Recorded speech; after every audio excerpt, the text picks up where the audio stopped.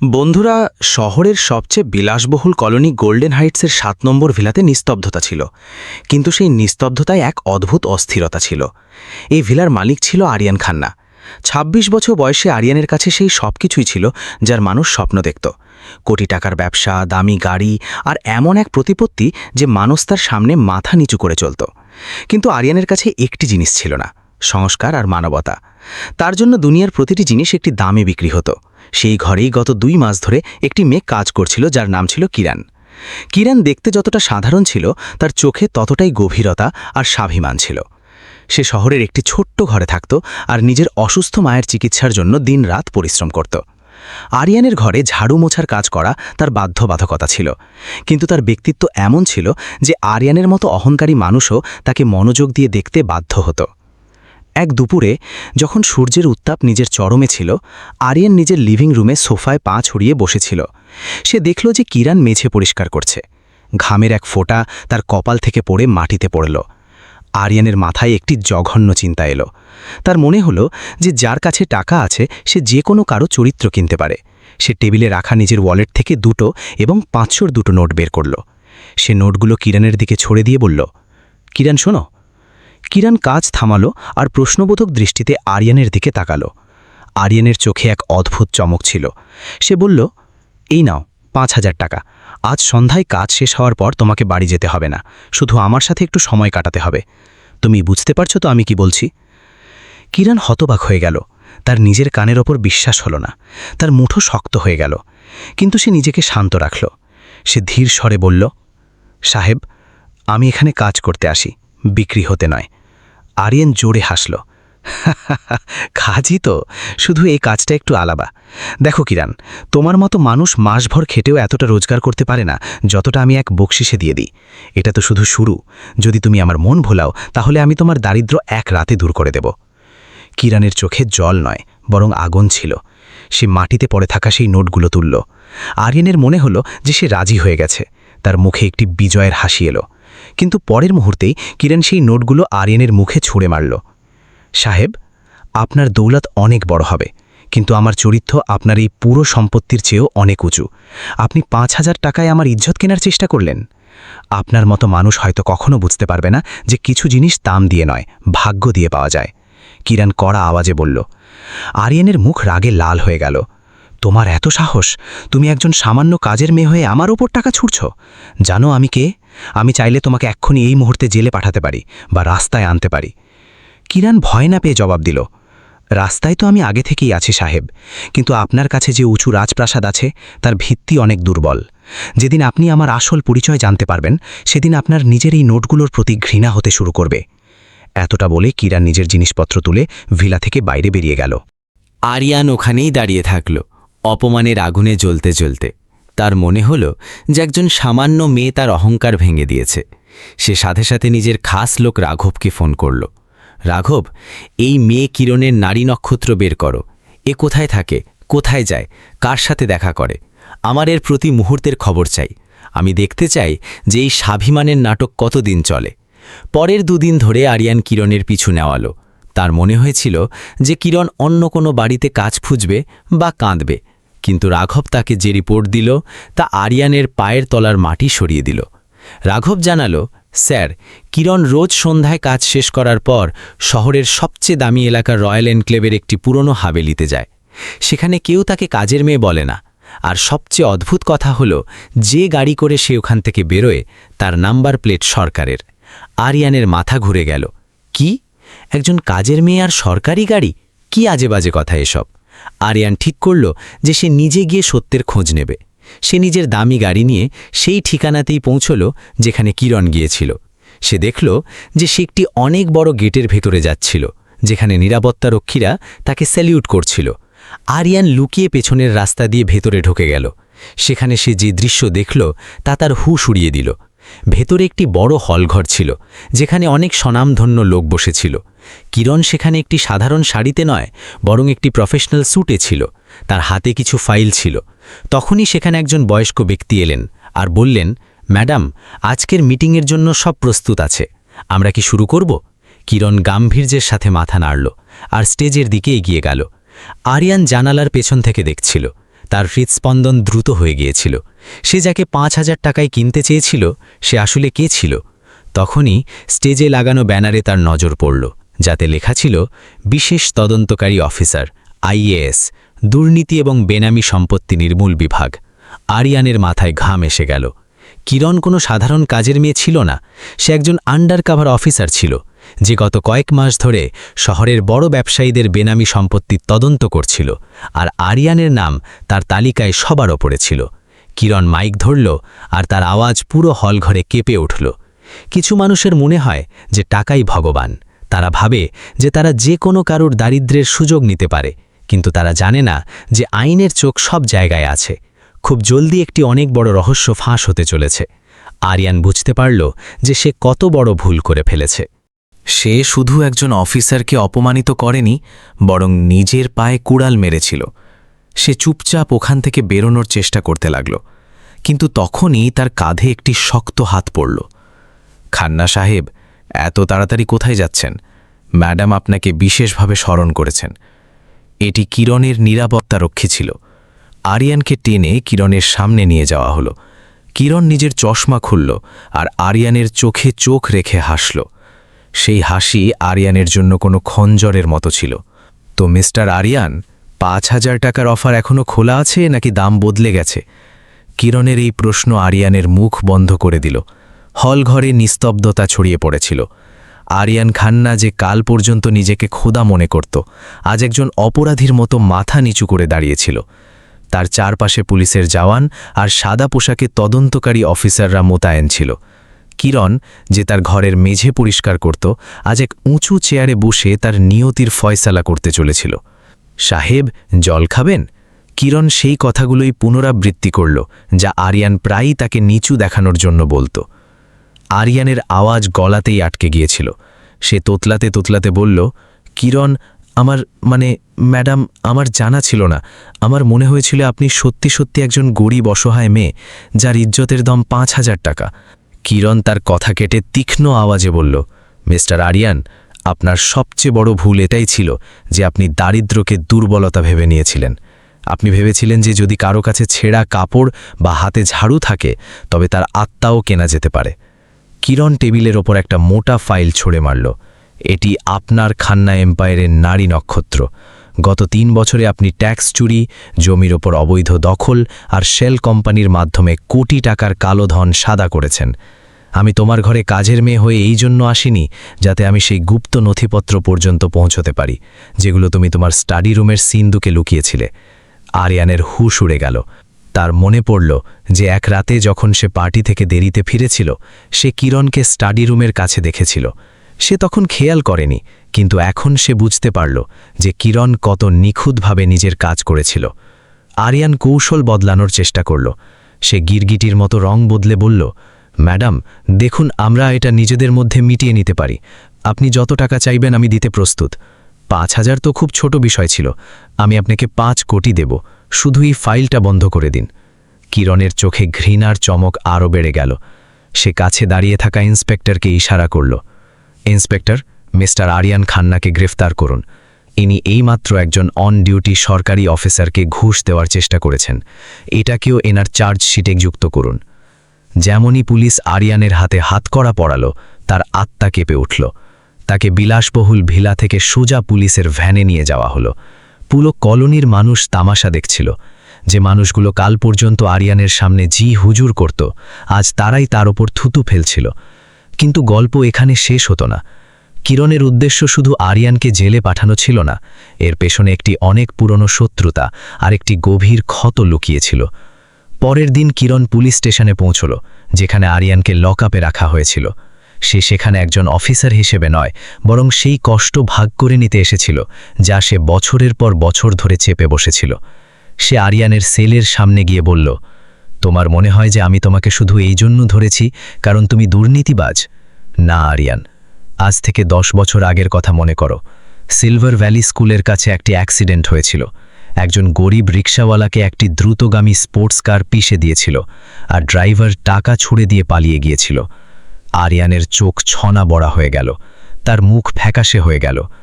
10 বছর আগে সে কলেজে পড়ত আর সে মদের নেশায় একটি দুর্ঘটনা ঘটিয়েছিল যা তার বাবা টাকার জোরে ধামাচাপা দিয়ে দিয়েছিল।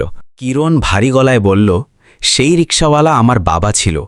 সেই দিন আমার বাবার মৃত্যু শুধু আঘাতে হয়নি, বরং সেই অপমানে হয়েছিল যা তুমি তার মৃতপ্রায় শরীরের ওপর নোট ছুঁড়ে করেছিলে।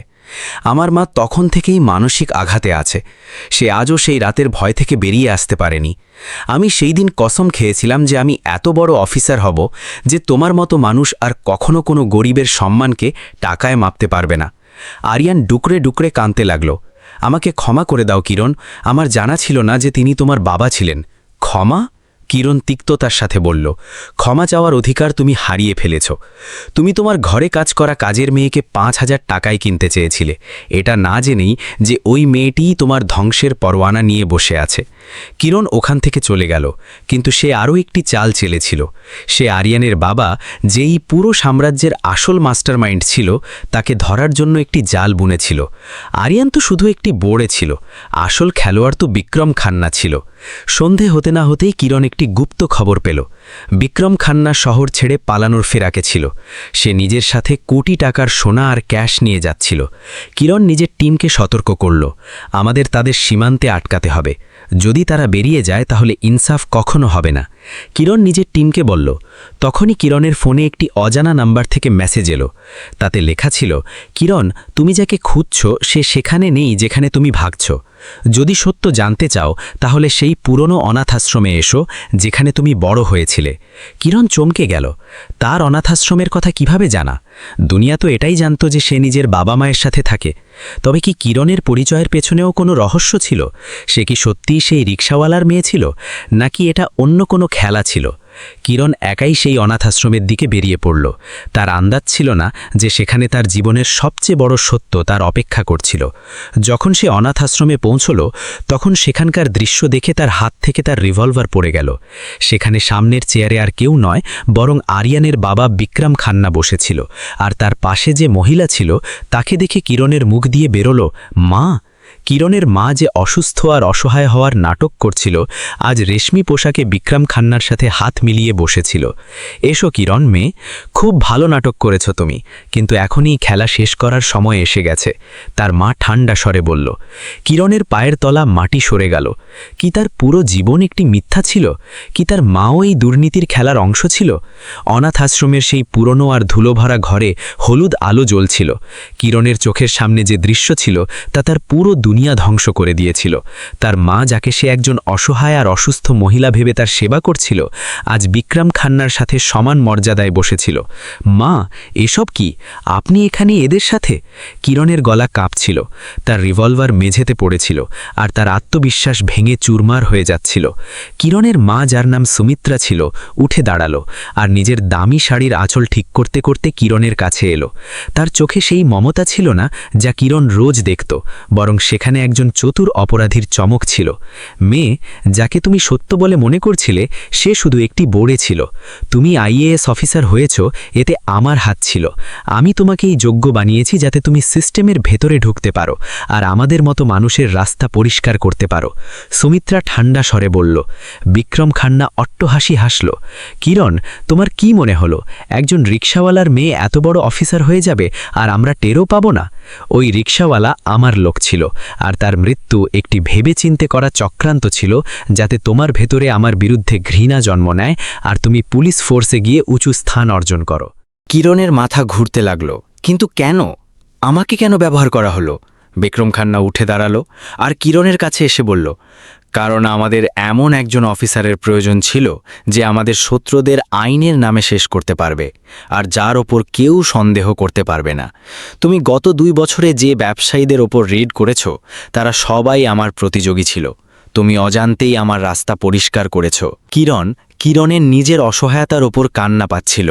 সে যাকে নিজের সততা ভেবেছিল তা আসলে একটি বড় অপরাধের অংশ ছিল। সে যাকে নিজের মা ভেবেছিল সে একটি দলের সর্দার বেরোলো। সুমিত্রা কিরণের হাত ধরার চেষ্টা করল। এখনও সময় আছে কিরণ, আরিয়ান জেলে আছে, তাকে বাইরে বের করো। আমরা 3 জনে মিলেই শহরের উপর রাজত্ব করব। আইন তোমার মুঠোয় থাকবে আর টাকা আমার মুঠোয়। কিরণ ঝটকা দিয়ে নিজের হাত পেছনে টেনে নিল। কখনো নয়, আপনি শুধু একজন মেয়ের ভরসা ভাঙেননি, আপনি এই দেশের সংবিধানের অপমান করেছেন।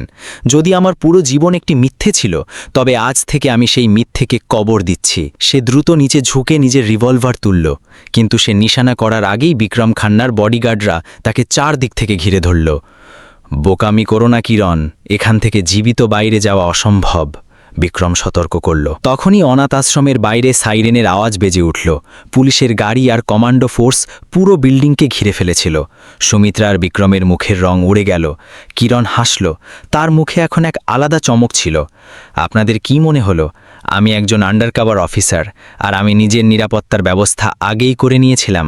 আমি নিজের ওয়্যারলেস অন রেখেছিলাম। আমার পুরো টিম আপনাদের প্রতিটি কথা শুনেছে। ঘরের দরজা ভেঙে পড়ল আর ফোর্স ভেতরে প্রবেশ করল।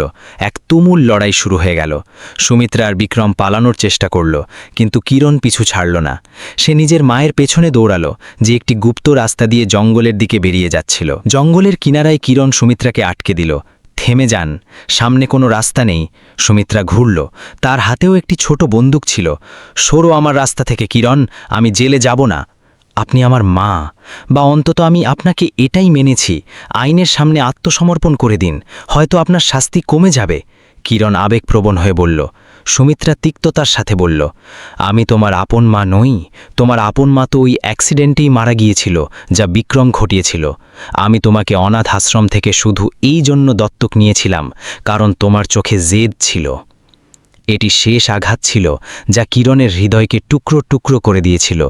সেই মেয়ে, যার কেউ ছিল না, যাকে একটি উদ্দেশ্যের জন্য পালন করা হয়েছিল, সে আজ একদম একা দাঁড়িয়েছিল। কিন্তু এই একাকিত্বই তাকে আরও মজবুত বানিয়ে দিল।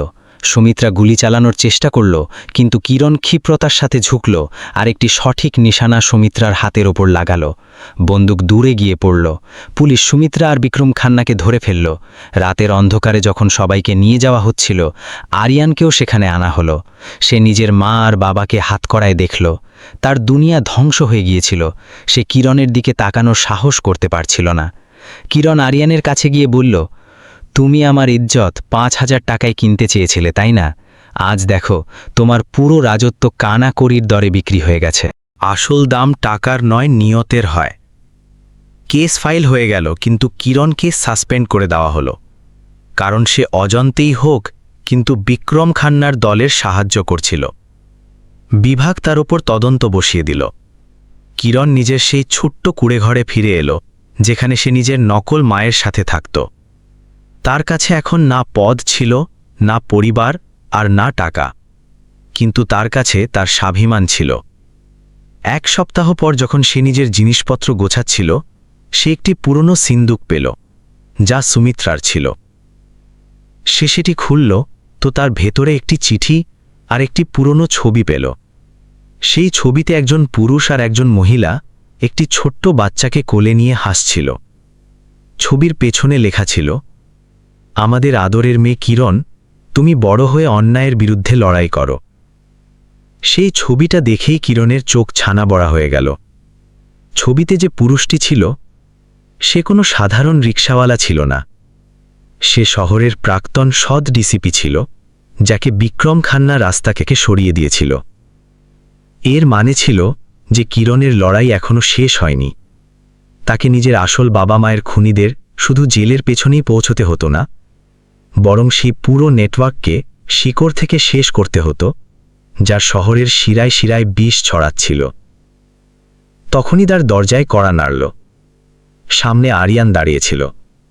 সে জামিনে বাইরে এসে গিয়েছিল, কিন্তু তার অবস্থা পাগলদের মতো ছিল। কিরণ, আমাকে বাঁচাও, ওই লোকগুলো আমাকে মেরে ফেলবে। আরিয়ান চিৎকার করে উঠল। কিরণ চমকে গিয়ে জিজ্ঞেস করল, কোন লোকগুলো? আরিয়ান কাঁপতে কাঁপতে হাত দিয়ে একটি পেন ড্রাইভ বের করল।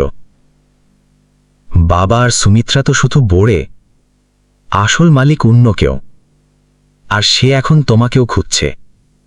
আরিয়ানের চোখে মৃত্যুর ভয় পরিষ্কার দেখা যাচ্ছিল।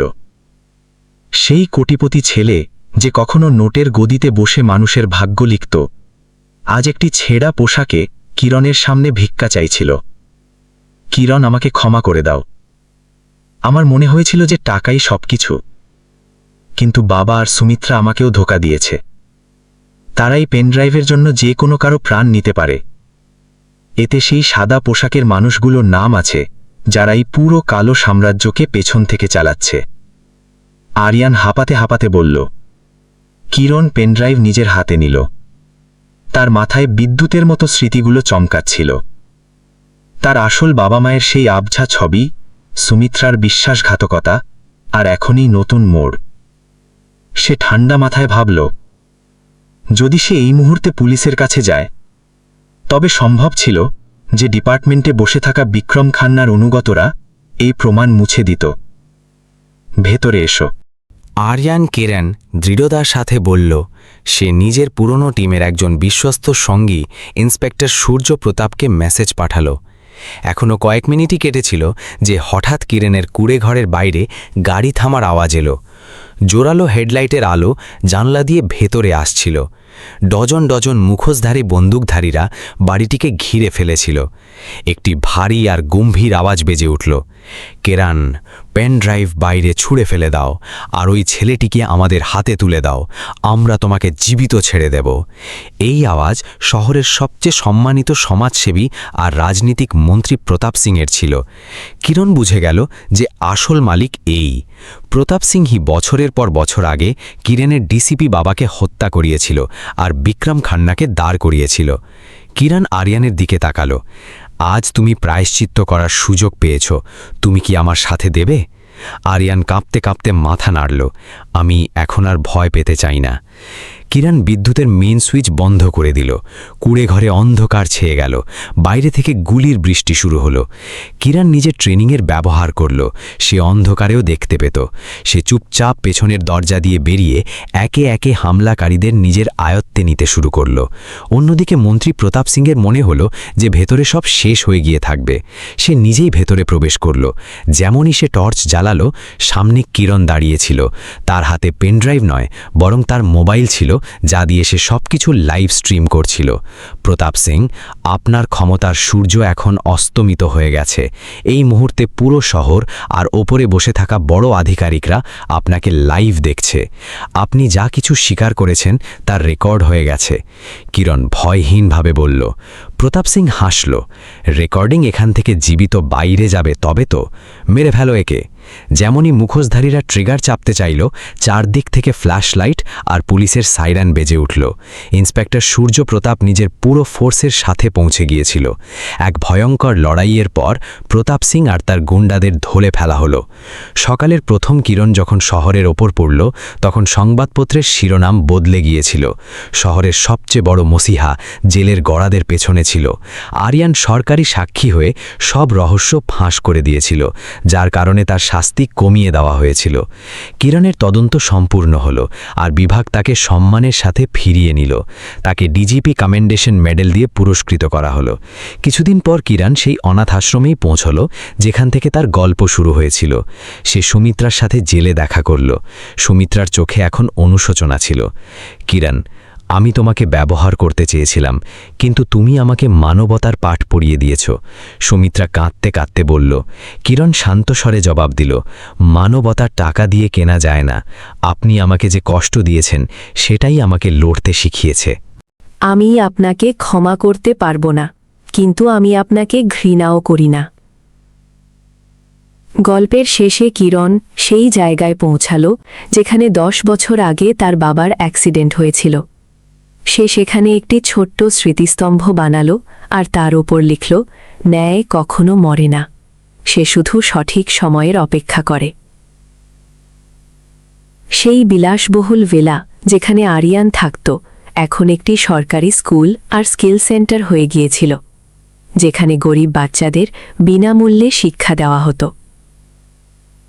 কিরণ নিজের প্রথম মাসের বেতন দিয়ে সেই 5,000 টাকাকে একটি ফ্রেমে বাঁধালো আর নিজের অফিসের দেয়ালে লাগিয়ে দিল, এটি মনে করানোর জন্য যে স্বাভিমানের কোনো দাম হয় না। সেই ছেলেটি যে কখনো অহংকারে অন্ধ ছিল, আজ সেই স্কিল সেন্টারেই বাচ্চাদের অঙ্ক পড়াচ্ছিল। আরিয়ান নিজের পুরো সম্পত্তি দান করে দিয়েছিল আর এখন একটি সাধারণ জীবনযাপন করছিল। কিরণ নিজের জানালা দিয়ে ডুবন্ত সূর্যকে দেখছিল। তার মনে হল যে তার বাবা মা আজ ওপর থেকে তাকে দেখে হাসছে।